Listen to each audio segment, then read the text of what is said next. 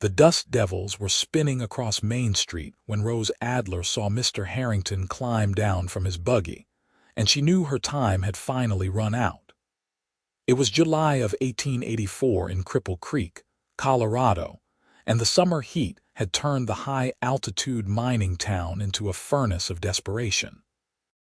Rose had been dreading this moment for 3 weeks now, ever since her seamstress business had lost its 2 biggest clients to the newer establishment on the far side of town. She watched from behind the thin calico curtain of her rented room above the mercantile as her landlord straightened his vest and headed toward the exterior staircase that led to her door. Her hands trembled as she smoothed down her faded blue dress, the one she had mended so many times that the original fabric was barely visible beneath the patches. At 22 years old, Rose had already survived more hardship than most women twice her age. She had come to Colorado 3 years ago after her parents died of fever back in Kansas, determined to make something of herself with the only skill she possessed. For a while, it had worked.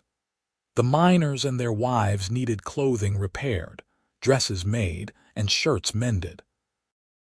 But lately, with the silver veins running thinner and families moving on to seek fortune elsewhere, work had dried up like the creek beds in August. The knock came hard and insistent. Rose took a deep breath, pressed her palms against her skirt, and opened the door. Mr. Harrington stood there, his round face red from the climb and the heat, his eyes cold as river stones. "Miss Adler," he said without preamble, "you know why I am here." "Mr. Harrington, I was hoping we could discuss an extension, just 2 more weeks. I have a woman coming in tomorrow who needs 3 dresses made for her daughters, and another client who promised to bring me work from the boarding house. You told me that same story 2 weeks ago." His voice was flat, unmoved. "I have been more than patient, Miss Adler. You owe me for 3 months' rent now. That is $45. I need payment today, or you will need to vacate the premises by sundown. $45 might as well have been $400. Rose had exactly $2.30 to her name, carefully hidden in a tin box under her bed. She had been saving it for food, hoping to stretch it until the promised work came through. "Please," she said, and hated the desperation in her own voice. "I have nowhere to go. Just give me 1 more week. 1 more week will not make a difference, and we both know it." Mr. Harrington pulled a handkerchief from his pocket and mopped his forehead. "I am not a cruel man, Miss Adler, but I am a businessman. I have my own expenses.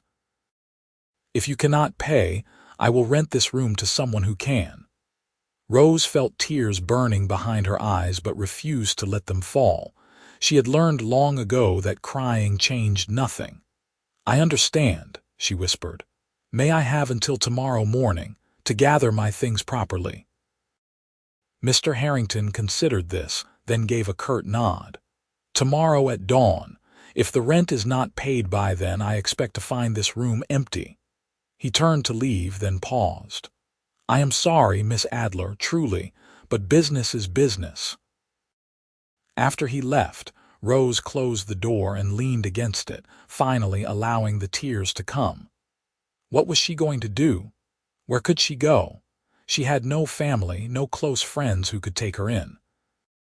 The other boarding houses in town would require payment up front, and she had heard whispers about what happened to women who ran out of options in mining towns. The thought made her stomach turn. She was still standing there, trying to formulate some kind of plan, when she heard boots on the stairs again. Thinking Mr. Harrington had returned, she quickly wiped her eyes and opened the door, but it was not her landlord. The man standing on her landing was tall and lean, with broad shoulders and sun-weathered skin that spoke of years spent outdoors. He wore dusty brown pants, a faded blue shirt, and a black hat that shadowed eyes the color of creek water in springtime. A bandana hung loose around his neck, and there was trail dust on his boots. He looked to be in his late 20s, with dark hair that curled slightly at his collar and a jaw that was firm but not unkind. "Madam," he said, touching the brim of his hat, "I apologize for the intrusion. My name is Ethan Cole. I was downstairs in the mercantile when I could not help but overhear your conversation with Mr. Harrington." Rose felt her face flush hot with humiliation. "You were eavesdropping, not intentionally," Ethan said quickly. "The man has a voice that carries, and the walls in this building are thin. I am sorry for your troubles." "Thank you for your sympathy," Rose said stiffly, moving to close the door. "Good day, Mr. Cole. Wait." He put his hand out, not touching the door but making a gesture of request. "Please, just hear me out for a moment." Something in his voice made her pause. It was earnest, lacking the oily quality she had learned to associate with men who wanted something from desperate women. Against her better judgment, she waited. "I want to pay your rent," Ethan said. "The full amount you owe, $45. Rose stared at him. "Why would you do that? You do not even know me." "Because I can, and you need help." He reached into his vest pocket and pulled out a leather wallet. "I just sold a herd of cattle in Denver, got a good price. I have the money to spare, and it seems to me that you could use it more than I need another night drinking in a saloon." "I cannot accept charity from a stranger," Rose said, even as her heart hammered with hope and fear in equal measure. "It is not charity if you do not owe me anything," Ethan replied. His green eyes were steady on hers, and there was something disarmingly genuine in his expression. "I am not asking for repayment. I am not asking for anything at all. Consider it one human being helping another, nothing more." "There is always something more," Rose said quietly. "Men do not give women money for nothing." Ethan's expression flickered with something that might have been sadness or understanding. "I suppose you have learned that the hard way," he said. "But I give you my word, Miss Adler, I expect nothing from you. You do not owe me a single thing. Not money, not conversation, not even your thanks if you do not wish to give it. I will pay Mr. Harrington directly, and that will be the end of it." Rose searched his face, looking for the lie, the hidden motive, the trap. But all she saw was an earnest cowboy who seemed to mean exactly what he said. "Why?" she whispered. Ethan was quiet for a moment, looking out over the town spread below them. "My mother was widowed when I was 12, he finally said. "She worked herself near to death trying to keep a roof over our heads. Neighbors helped when they could, but mostly she struggled alone. She died when I was 17, worn down by hard work and worry. I swore then that if I ever had the means, I would help people who found themselves in similar circumstances. So that is what I am doing, keeping a promise to myself and to her memory." The sincerity in his words struck something deep in Rose's chest. She had been alone for so long, fighting so hard that she had almost forgotten there could be kindness without strings attached. Almost, but not quite. "If I accept," she said slowly, "it is only until I can earn the money to pay you back." "If that makes you feel better about it, then fine," Ethan said, "but I truly do not expect repayment." "I will pay you back," Rose insisted. "Every cent. I do not know when, but I will." Ethan smiled then, and it transformed his face from merely handsome to genuinely warm. "All right. Then we have an agreement. Where can I find Mr. Harrington?" "He will be at his house, probably. The white one with green shutters, 2 streets over." Rose could barely believe this was happening. "Are you certain about this?"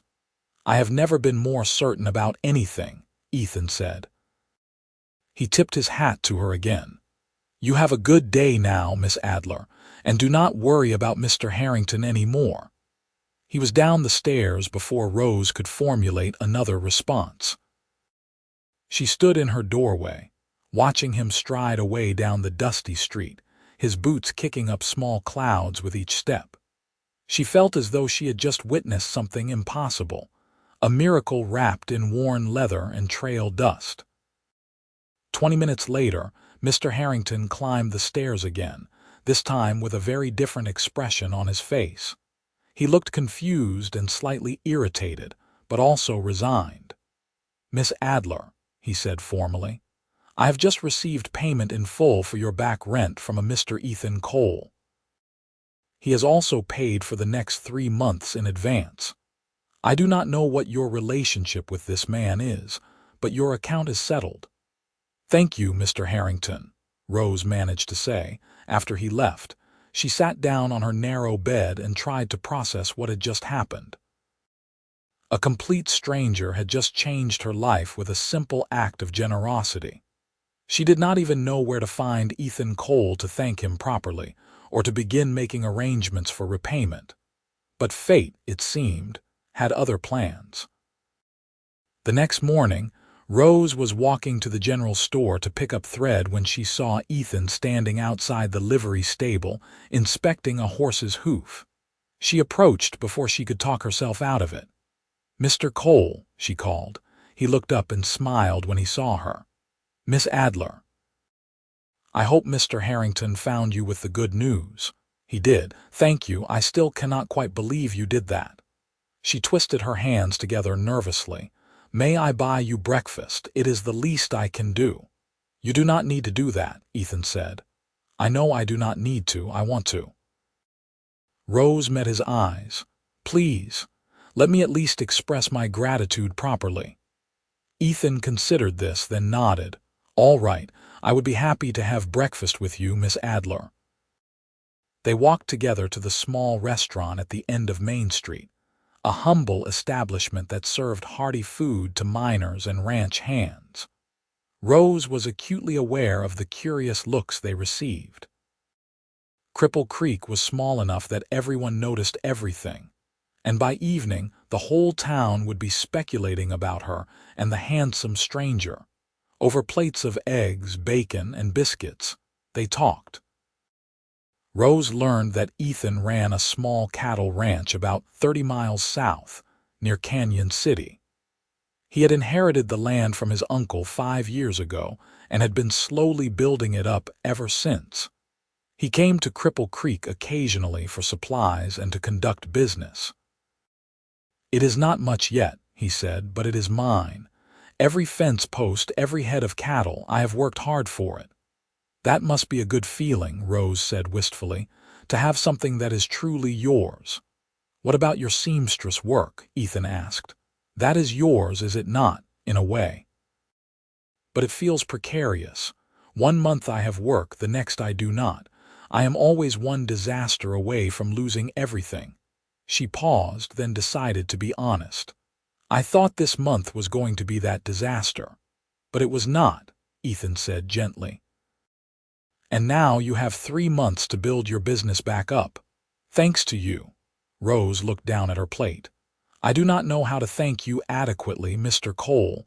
"Ethan," he corrected. "And you just did. This breakfast and your company is more than enough thanks." They talked for over an hour, and Rose found herself relaxing in a way she had not in months. Ethan was easy to talk to, with a dry sense of humor and an attentive way of listening that made her feel heard. He did not boast or dominate the conversation. He asked her about her work, her life, her hopes for the future. It had been so long since anyone had cared about her answers. When they finally parted ways, Ethan to return to his ranch and Rose to her work, she felt something stirring in her chest that she had not felt in a very long time. Hope, certainly, but also something warmer, something that made her heart beat a little faster. Over the next 2 weeks, Rose threw herself into her work with renewed energy. The woman who had promised to bring her daughters came through, and Rose spent long hours cutting, stitching, and fitting 3 beautiful dresses. The quality of her work earned her 3 more clients from word of mouth. Slowly, coin by coin, she began to rebuild her savings. But in the quiet moments, her thoughts kept drifting to Ethan Cole. She remembered the way his eyes crinkled when he smiled, the gentleness in his voice when he spoke about his mother, the calluses on his hands that spoke of honest work. She wondered if he thought about her at all, or if she was just another person he had helped and forgotten. She got her answer 3 weeks after that first breakfast, when she was closing up her sewing for the evening and heard familiar boots on her stairs. Her heart leaped before she could stop it. "Mr. Cole," she said, opening the door before he could knock. "This is a surprise." "Ethan," he reminded her with a smile, "I hope I am not intruding. I am in town for supplies and thought I would check to see how you are doing." "I am doing well, very well actually. Please come in." Rose stepped aside to let him enter, suddenly conscious of how small and humble her room was. It held a narrow bed, a table with her sewing machine, a chair, and a small dresser. The evening light slanted through the single window, illuminating dust motes in the air. "Your work?" Ethan asked, gesturing to the dress laid across her table. "Yes, a wedding dress for a woman marrying one of the miners." Rose moved to stand beside him, looking at the cream-colored fabric with its careful stitching. "It is one of my more ambitious projects." "It is beautiful," Ethan said, and he sounded like he meant it. "You are very talented." "Thank you." Rose felt her cheeks warm. "Would you like some coffee? It is not much, but I have some." "I would like that." As Rose prepared the coffee on her small stove, they fell into easy conversation. Ethan told her about his ranch, about the new calf born last week, about his plans to expand his herd next spring. Rose told him about her clients, about the challenges of her work, about the satisfaction of creating something beautiful with her own hands. "Have you eaten?" Ethan asked as the sun began to set outside her window. "Not yet. I was going to make something simple here." "Let me take you to dinner," Ethan said. "A proper one at the hotel restaurant." Rose hesitated. The hotel restaurant was the nicest establishment in Cripple Creek, the place where the mine owners and successful businessmen dined. "I am not dressed for such a place." "You look perfect," Ethan said, and the sincerity in his voice made her believe him. "Please, I would enjoy the company." They walked through the cooling evening to the hotel, where the dining room glowed with lamplight and the scent of roasted meat filled the air. The meal was the finest Rose had eaten in years, but what she would remember most was the conversation. Ethan made her laugh with stories about his ranch hand's mishaps. He listened with genuine interest when she talked about the intricacies of different stitching techniques. He asked her opinion on things and seemed to value her answers. As they walked back to her room afterward, the stars brilliant in the clear mountain sky, Rose felt something shift between them. The air seemed charged, full of possibility. "I had a wonderful time tonight," she said as they reached the base of her stairs. "So did I." Ethan looked at her for a long moment, and in the moonlight his eyes were shadowed but intense. "Rose, I hope this is not too forward, but I would like to see you again. Not just by chance when I am in town, but intentionally. Courting, if you would be amenable to that." Rose's breath caught. "You want to court me?" "I have not stopped thinking about you since the day we met," Ethan admitted. "You are smart and strong and kind. You have been through hardship, but it has not made you bitter. You face the world with courage. I admire that. I admire you." "I have been thinking about you too," Rose confessed. "But Ethan, I cannot help but feel like I am not in a position to be courted. I have nothing. I am still trying to get back on my feet. You paid my rent, for goodness sake. What kind of foundation is that for a courtship?" "The kind where I helped someone who needed it, and in return I met someone extraordinary," Ethan said. He took a step closer. "Rose, I do not care about your financial situation. I care about you. The woman who opens her door even when she is afraid. The woman who insists on paying back money freely given because her pride matters. The woman who creates beauty with her hands and warmth with her smile. You barely know me, Rose whispered, but her heart was pounding. Then let me know you better. That is what courting is for. He reached out slowly, giving her time to pull away, and took her hand. His palm was warm and calloused against hers. What do you say, Rose Adler? Will you let me court you properly? Rose looked up at him, at this man who had appeared in her life like an answer to a prayer she had been too proud to speak. She thought about all the reasons she should say no, about the practical concerns and the whispers it would cause in town. Then she thought about how he made her feel, about the hope and warmth and possibility. Yes, she said, I would like that very much. Ethan's smile was like the sun breaking through clouds. He raised her hand to his lips and kissed it gently. Thank you. I promise you will not regret it. Over the next 3 months, Ethan came to Cripple Creek every week, sometimes twice a week. He would arrive on Saturday morning and spend the day with Rose, helping her with errands, taking her to dinner, walking with her through the mountains that surrounded the town.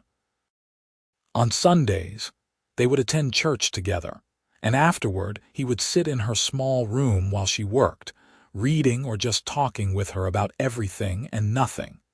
Rose learned the shape of his character through 100 small moments. She saw his patience when a store clerk made a mistake with his order.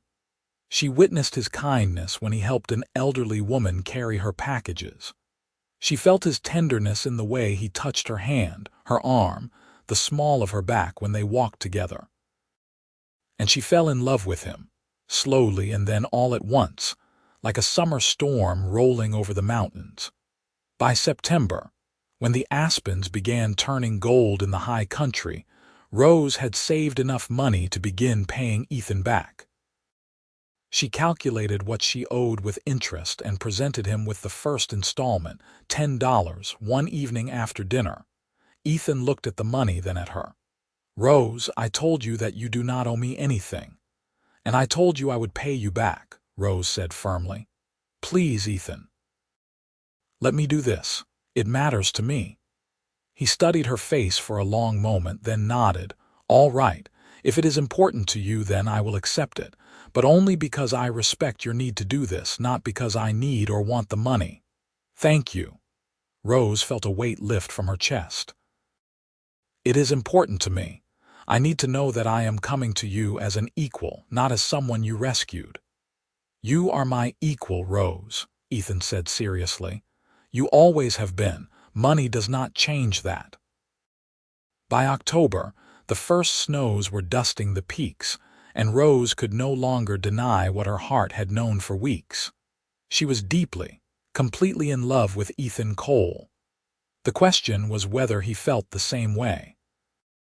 She got her answer on a cold afternoon when they were walking along the creek that gave the town its name. The water was low, trickling over rocks, and the air smelled of pine and coming snow.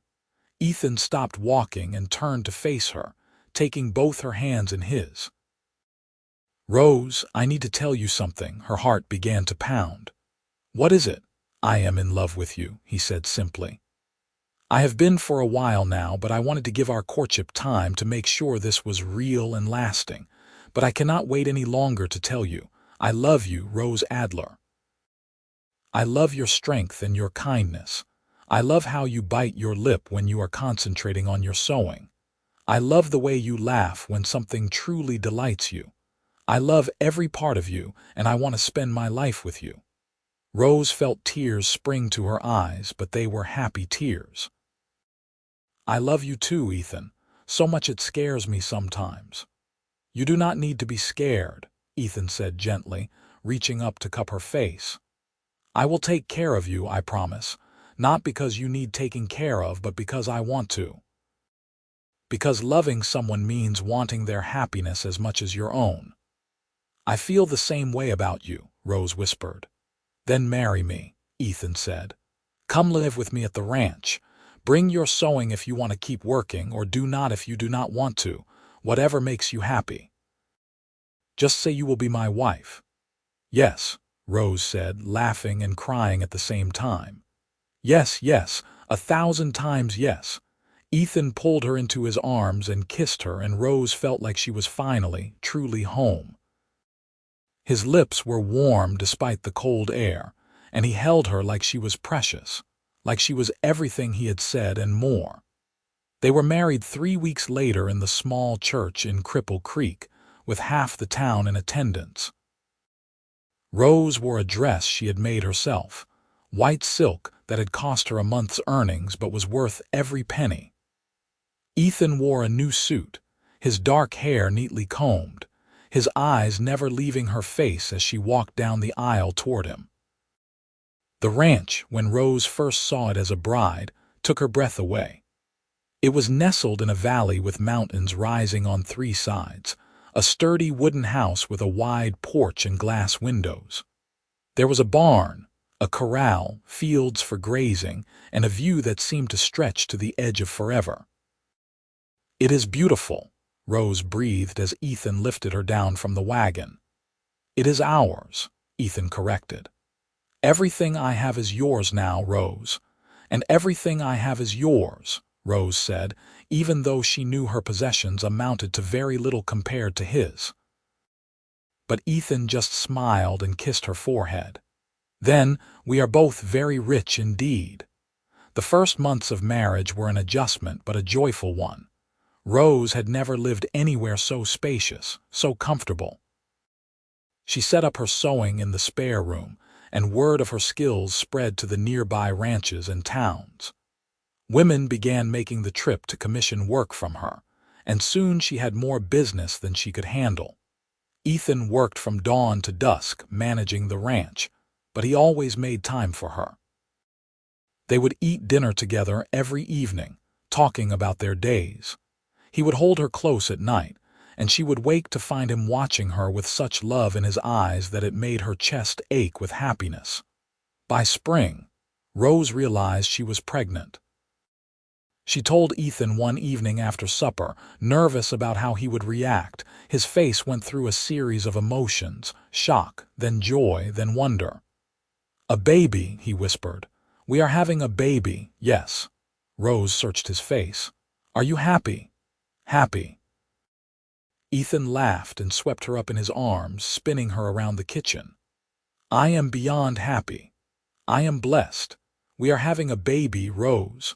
Their son was born in December of 1885, during a snowstorm that blanketed the valley in white.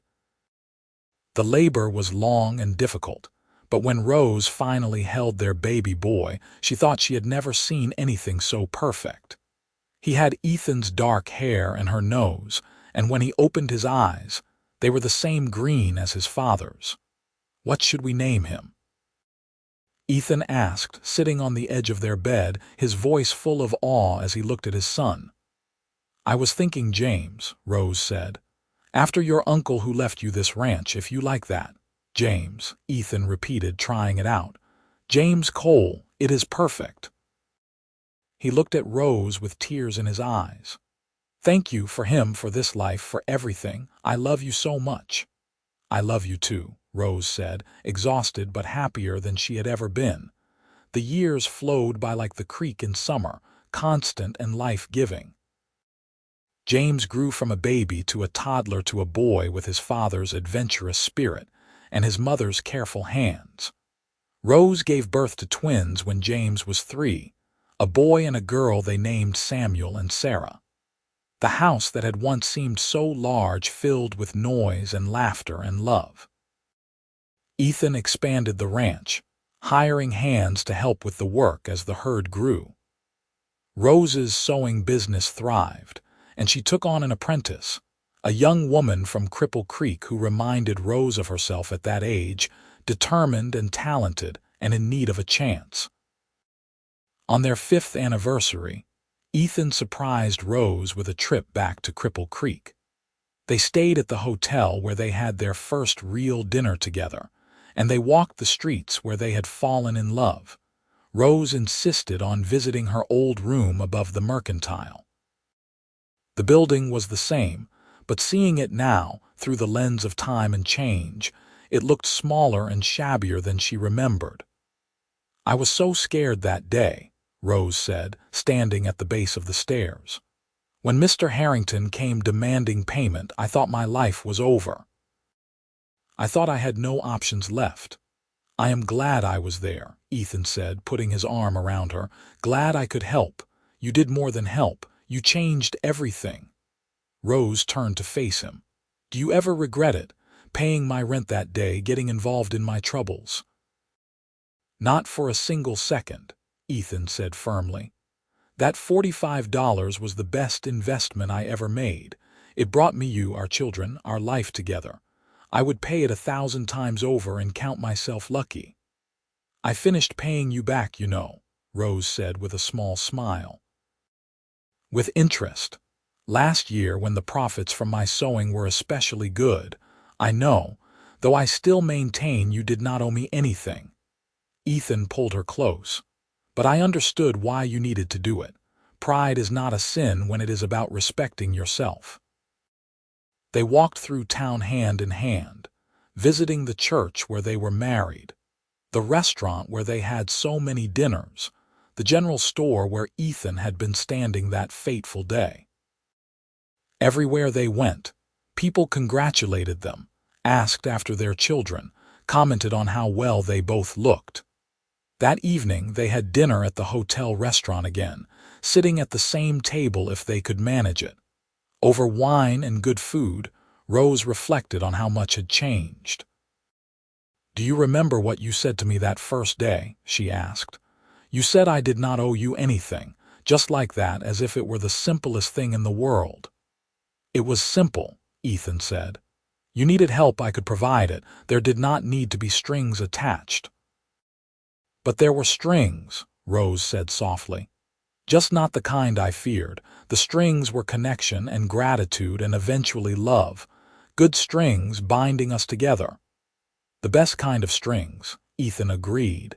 He reached across the table to take her hand. "Do you know what I thought when I first saw you standing in that doorway?" "What?" "I thought you were the most beautiful woman I had ever seen. But more than that, I thought you looked like someone who was fighting with everything they had to keep standing. It reminded me of my mother, and I knew I had to help if I could." Ethan's thumb traced circles on her palm. "I never imagined that helping you would lead to all this, to a life more full and happy than I ever dreamed possible." "I never imagined it either," Rose said. "I thought I would spend my whole life alone, struggling, just trying to survive. You taught me that life could be more than survival. You taught me what it means to truly live." They stayed in Cripple Creek for 3 days, a brief escape from the demands of the ranch and children. But as much as Rose enjoyed the nostalgia and the time alone with Ethan, she found herself eager to return home. The ranch was where she belonged now, where her heart was. When they returned, their children rushed out to greet them, and Rose scooped them up, breathing in the sweet scent of their hair. This was her life now, she thought. Not the desperate woman in a shabby room, but a wife and mother with a home and a family and a future stretching bright before her. The years continued to pass, each one bringing its own challenges and joys. There were hard winters when the cattle suffered, and they had to tighten their belts and hope for better times. There were illnesses that had Rose sitting up through the night with fevered children, praying for dawn. There were moments of grief, like when Ethan's ranch hand of 10 years died suddenly, or when Rose received word that Mr. Harrington had passed away in his sleep. But through it all, there was love. Ethan's steady presence, his unwavering support, his tender touches and whispered words in the dark. Rose's fierce devotion to her family, her determination to build a good life, her capacity for finding joy in small moments. They grew together, their roots intertwining like the aspens that covered the mountains, individual but part of a greater whole. When James turned 12, he started working alongside his father, learning the ways of the ranch. He had Ethan's patient nature and Rose's attention to detail, and Ethan often said he would make a fine rancher someday. The twins were 10, Samuel serious and studious, already talking about becoming a lawyer, while Sarah was wild and free, happiest when she was riding horses across the valley. Rose had another child when she was 30, a surprise baby that she and Ethan named Eleanor. The little girl had strawberry blonde hair and a sunny disposition, and she became the darling of the family, spoiled by her older siblings and doted on by her parents. On a summer evening in 1895, when they had been married for 10 years, Rose and Ethan sat on their porch watching the sun set over the mountains. The children were inside, James supervising as the others got ready for bed. The air was warm and sweet with the scent of wildflowers. "Do you remember the day we met?" Rose asked, her head on Ethan's shoulder. "How could I forget?" Ethan replied. "It was the day my life truly began." "Mine too," Rose said softly. "I think about that day sometimes, about how desperate I was, how hopeless I felt. And then you appeared, like something out of a dream." "You appeared to me too," Ethan said. "I had been feeling restless for months, like something was missing in my life, but I did not know what. Then I saw you and I knew. You were what was missing. You were what I had been searching for without realizing it." "We found each other," Rose said, lifting her head to look at him. "Against all odds, in a dusty mining town in Colorado, we found each other. And built a life together," Ethan added. He gestured to the house behind them, to the land spreading out around them, to the sounds of their children's voices drifting through the open windows. "Look at what we have made, Rose. It is more than I ever hoped for." "It is more than I ever thought possible," Rose agreed. "And it all started because you were kind to a stranger, because you paid a debt that was not yours and expected nothing in return." "I got everything in return," Ethan said. "I got you." They sat in comfortable silence as the sky turned from gold to purple to deep blue, and the first stars began to appear.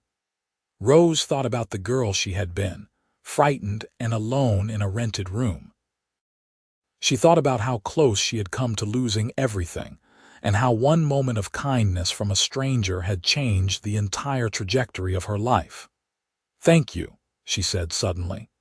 "I do not think I ever properly thanked you for what you did that day." "You have thanked me every day for the past 10 years, Ethan said. "With your love, with the family we have built, with the life we share, that is more thanks than I could ever need." "Still," Rose insisted. "Thank you, Ethan Cole, for paying my rent, for courting me, for marrying me, for giving me this beautiful life, for loving me when I had nothing to offer but myself." "You had everything to offer," Ethan corrected gently. "Your heart, your strength, your spirit, those things are worth more than all the money in the world." He turned to kiss her, slow and sweet. "I love you, Rose Cole, today and always." "I love you too," Rose whispered against his lips. "Today and always." The children grew up strong and healthy. James took over more and more of the ranch work as Ethan's hair began to gray, proving himself a capable and innovative rancher. He married a neighboring rancher's daughter when he was 22, a spirited young woman named Clara, and they built a house on the far edge of the Cole property. Samuel did indeed become a lawyer, moving to Denver to practice, but returning home for holidays and bringing his wife and children with him.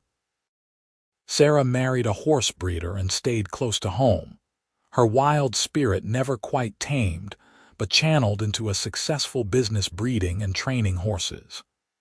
Eleanor, the baby, surprised everyone by showing a talent for painting and eventually going to San Francisco to study art. Through it all, Rose and Ethan remained the center of their growing family. Their house became the gathering place for holidays and celebrations, always full of children and grandchildren, noise and laughter and love. They grew old together, their faces lining with age but their love never diminishing. On their 30th anniversary, Their children threw them a party at the ranch, inviting everyone from miles around. The house overflowed with people, food, and music. Rose wore a dress she had made herself, dark blue silk that brought out her eyes, which were still as bright as they had been at 22. Ethan wore his best suit, his hair fully gray now but his green eyes as warm as ever when they looked at his wife. 30 years, Rose marveled as they danced together in the living room surrounded by family and friends. "How did we get to be so old?" "We are not old," Ethan protested. "We are seasoned, like good leather or fine whiskey." Rose laughed, the sound still bright and young. "If you say so." "I certainly feel old when I chase after our grandchildren." "Then maybe you should stop chasing them and let them come to you," Ethan suggested. "We have earned the right to slow down a little." "Never," Rose said firmly. "I intend to keep moving until I cannot any more. Life is too short and too precious to waste it sitting still." "That is one of the many things I love about you," Ethan said. "Your zest for life, even after everything you have been through." "Everything we have been through," Rose corrected. "We have done it all together, Ethan. The good and the bad, the joys and the sorrows. Together." "Together," Ethan echoed, pulling her closer. "That is how it should be. That is how it will always be."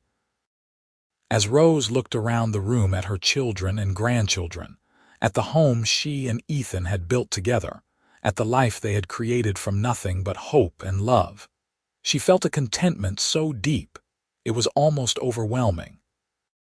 She thought again of that desperate day in Cripple Creek, of the landlord demanding payment she could not give, of the cowboy who had appeared like an answer to a prayer. If someone had told her then that the stranger paying her rent would become the love of her life, the father of her children, her partner in building a legacy, she would not have believed them. It would have seemed too much like a fairy tale, too good to be true. But here she was, 30 years later, living that fairy tale. Living proof that sometimes kindness is repaid 1,000-fold, that sometimes strangers become soulmates, that sometimes desperate moments become the beginning of something beautiful. The years flowed on, gentler now, like a river that has traveled from the mountains to the plains. Rose's hands, once so nimble with needle and thread, grew stiff with arthritis, and she had to give up sewing. But she found other ways to occupy her time, helping Sarah with the horses, teaching Alina's children to appreciate art, presiding over family dinners with grace and warmth. Ethan's body bent under the weight of decades of hard work, but his spirit remained strong. He still woke early to watch the sunrise, still rode out to check on the cattle even though James had long since taken over the day-to-day operations. He still looked at Rose like she was the most beautiful woman in the world, still held her hand as they sat on the porch in the evenings. When Rose was 65, she received a letter from an old friend in Cripple Creek. The town had changed dramatically, the letter said. The gold rush had brought prosperity, then bust, then a different kind of survival. The mercantile where Rose had rented her room was gone now, torn down to make way for a new bank. Mr. Harrington's house was a boarding house for minors. Everything was different. "Do you ever miss it?" Ethan asked when Rose shared the letter with him. "The town, your independence, your life before me." "No," Rose said without hesitation. "That life was survival, not living. This is living." She gestured to the ranch, to the mountains beyond, to the photographs of their family that covered every surface in their home. "This is everything I never knew I wanted. How could I miss a life of loneliness and struggle when I have all this?" "I am glad," Ethan said, "because I cannot imagine my life without you in it. You are the best part of every day, Rose. You always have been." "And you are mine," Rose replied, reaching over to take his hand. Their fingers interlaced automatically, the gesture as natural as breathing after so many years together. When Rose was 70, she fell ill with pneumonia. For a terrifying week, her children gathered at the ranch, their faces drawn with worry as they took turns sitting with her. Ethan never left her side, sleeping in a chair by her bed, holding her hand through fever dreams and coughing fits. "You cannot leave me," he whispered to her one night when her breathing was particularly labored. "I do not know how to be in this world without you, Rose. You have to fight, please." And Rose did fight, with the same stubborn determination she had shown all her life. Slowly, painfully, she recovered. By spring, she was back on her feet, weaker than before but still present, still here. "You scared me," Ethan said one evening as they sat on the porch, blankets wrapped around them against the cool air. "I scared myself," Rose admitted. "I was not ready to leave yet. There is still too much life left to live."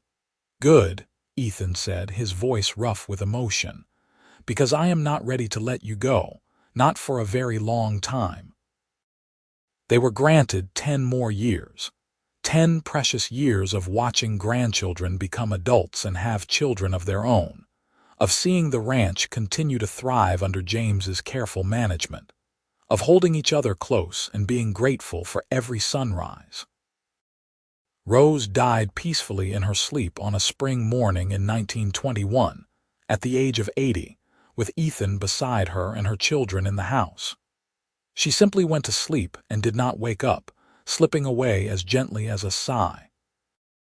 Ethan was lost without her, but he took comfort in their family, in the legacy they had built together. He would sit on the porch and talk to her as if she were still beside him, telling her about their great-grandchildren, about the changes in the world, about how much he missed her. He lived for 3 more years, dying at 83, and the family buried him next to Rose on a hillside overlooking the ranch. Their graves were marked with simple stones that bore their names, their dates, and a single inscription, "Together always." The ranch stayed in the Cole family for generations, passed down from parent to child, each one adding their own chapter to the story. And always, the tale was told of how it all began, with a desperate woman, a kind cowboy, and $45 that bought not just a roof over her head, but a lifetime of love in the end. Rose Adler Cole's story was not about the hardship she endured or the poverty she escaped. It was about the power of kindness, the beauty of unexpected love, and the miracle of 2 people finding each other in a vast and often cruel world. It was about building something lasting from nothing but hope and determination and love. And it all started because a cowboy paid a debt that was not his and said 4 simple words that changed everything. "You don't owe me anything.